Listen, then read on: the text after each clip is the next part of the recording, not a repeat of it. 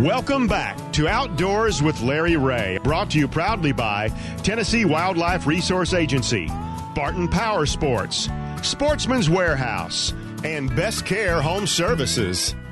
Hey, good Saturday morning. Welcome back to Outdoors with Larry Ray. We always have fun here on ESPN 790, and I do want to say hello to all you good folks in Brownsville, Tennessee, and Jackson, Tennessee, and all of West Tennessee that listen to Outdoors with Larry Ray over various stations, and this being the fourth Saturday of the month, which it's hard to believe.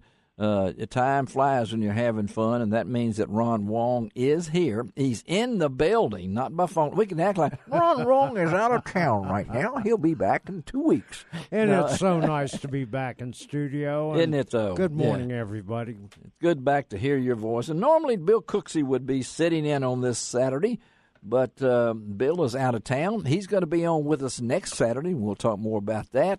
But filling in is our filler-upper here, the newly appointed Ducks Unlimited employee, our good friend John Gordon. Good morning, John, again. Good morning, Larry. And John has already just worked yourself in having to do something on November the 3rd. We appreciate you helping those kids quail hunt, buddy. I'll tell you, my dog will be happy about it. Oh, that would be fun, though, wouldn't it? Yeah, it's going to be. Bell's going to have fun. Bell'll have fun. Hey, one of the fun things to do in the fall in the Mid-South, of course, it's fun all the way around if you do it, but we're really blessed, and Ron knows this better than anybody, that within 3 hours you can go to a lot of great fishing locations, and particularly when it comes to crappie, the 4 I-55 lakes that Ron has written a wonderful column for that's coming out in our November edition of the Mid-South Hunting and Fishing News about Arca-Butler, Sardis, Enid, and Grenada. And they are all ranked in the top 10 yes. crappie lakes in the USA. And, you told me they're catching some slabs right down there. Oh, my gosh. Well, let's talk to this guy that you've arranged to be with us, Mr. Slabman, I think he is. Yes, he is. Yeah, so let's talk to John Harrison. Good morning, John. Good morning. How y'all this morning? Oh, we couldn't be better unless we were on the lake someplace or in the woods or just in the blinds. In the blind. In the blinds, whatever it might be. But John is nice to have on with us this morning. He has a very, very successful guide service, the JH Guide Service down in the Mississippi area. And let's talk slabs. Now, what I got to ask, now, before he does this, now we're going to talk about it. Okay. And we're going to ask again, I ask every time, what is a slab? How much does a slab weigh for John Harrison? What do you consider a slab? Anything over 2.5 pounds is considered a slab for John Harrison. Well, that's all. Wow. That puts me in the hospital right now. Then I'm slabbed out. So, all right, Ron Wong. What about you? Is that anything close? over 1.5 pounds for me? 1.5 pounds. Look at him laughing. All right. How about you? Well, anything anybody catches is that they want to give me to eat. That's a slab way to get out of that. That's for sure. But when you're John Harrison and you catch 2.5 pound crappie, yeah, I guess so. regularly. I mean, yeah. But so I don't catch them regularly. What's the biggest you've ever caught? 3.5 pounds. Oh, man, I'd still be taking Tylenol. I can't imagine something like that. But, John, I understand. How's fishing been? We're in late October here. And water temperatures are falling. Yes. So how do you catch them? Yeah. Right now, the fishing is great. The wind has been giving us a problem today. This morning, as the first morning, I hadn't been out on the water, and probably I've been 22 out of the last 23 days on this water. Oh, that's well, Ron's been 24 out of 23. I mean, he's been twice on one day, I think. So, but we've had some tremendous wind. We've had some cold weather, but all in all, we've had really good luck. We fished on Sardis some. We fished on Enid some. We've been on Grenada almost every day, other than the days we've been on Enid. We fished a couple of days last week on Enid, and we limited out both days up there, and we caught some really nice fish up there. Tell our listeners, John, how you're catching them. He was going we're catching most of our fish now with Caps and Coleman minnow rigs, a double minnow rig, just straight minnows, moving about 0.5, 0.6 we start at the upper ends of these lakes in about 10 or 12 foot of water. These fish, we're not fishing very deep. We're only fishing about 4 or 5 foot deep. This cool weather's put these fish right up on the surface, and we're only fishing about 4 or 5 foot deep. No matter what depth of water we're in, if we're in 8 foot or 12 foot or 15 foot, we're catching them shallow. They right up on top of the water column. And we've really caught some big ones in the last week on Grenada. We've really caught some big crappie. Sure have. Well, I know that a lot of folks, John operates a guide service. I've been told that you've been doing it for more than 40 years, so I don't know how you do that. What would you start when you were 5? I've been fishing for a little over 40 years, but I won't say that. Okay. But I've only been guiding about 20 years. I guess I can say that I was probably one of the first guides to start here in Mississippi on these lakes. I think you were. Yeah. Around 20 years ago, and it's come a long way since then. Crappie fishing has progressed in a lot of ways, from baits to, I've always, when I started out, it was with a cane pole and minnows, but yeah. Now, everything's, it's come a long way. Technology's come a long way with depth finders, poles, line, jigs. Everything's really come a long way. Well, we ought to tell our listeners out there, this man knows what he's doing.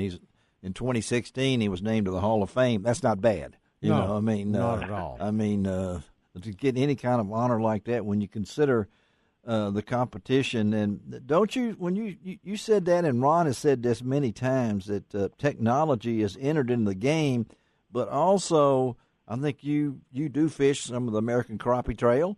I do fish the American Crappie Trail. It's a great trail out there. We love it. What makes it good? What makes it good? What makes it good? I hear it from Ron because he's with them every time, but I like to hear it from somebody else. So why has this thing really been so successful? Well, Matt has Matt Morgan, yeah, really took this fishing. Matt Morgan has took this fishing to another level. The competition it's the best crappie fishermen in the world out there, all across the country. They come together and fish a lake, and when you do good in one of them, you've beat the best out there. Yes. You got names like Ronnie Capps and Steve Coleman. They're 8, 9-time national champions. When you beat one of them, you've done something. But Matt, as far as the conservation part of it, he's done a good job. Releasing these fish back and taking care of them in these lakes, and and not hurting them and conserving them. I just can't say enough about that. It's a great thing that he's done here. Now you're a guide. Are you a full-time guide?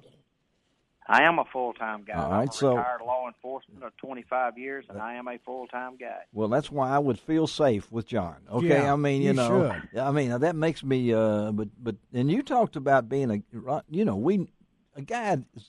That's not an easy job. A lot of people say, "Well, I've retired to guide fishing." Well, what do you know? No. It's not easy by no means.